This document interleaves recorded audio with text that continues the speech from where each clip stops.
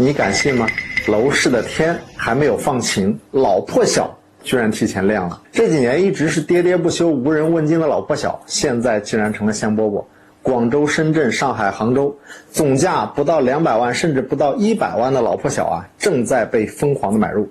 有的挂出来1到2天就能卖掉。电视剧《繁花》里面的这个宝总发家前住的曹杨一村，挂牌1天就卖掉了。广州的鸿运花园啊，楼龄都快30年了，也是只要1天就能够成交。杭州彻底放开限购之后，第一波冲进去抄底的外地人也是瞄准了老破小。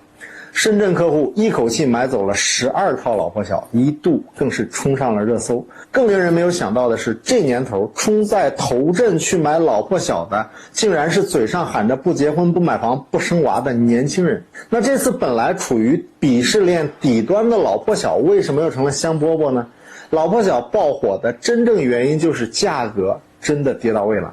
一线城市的老破小最近几年是跌惨了，动辄就20%、30%、40%的跌幅，甚至腰斩也不罕见。易居研究院发布的报告里面说到，今年第一季度老破小的泡沫只剩下了5%，这也让部分区位不错的老破小从垃圾资产变成了有价值的投资品。年轻人们呢，他其实发现了，现在买老破小啊，按照租金收益比来计算，已经超过了银行存款。一套上海闵行的老破小，每月租金是3000元左右，40平米呢，大概110万就可以买到。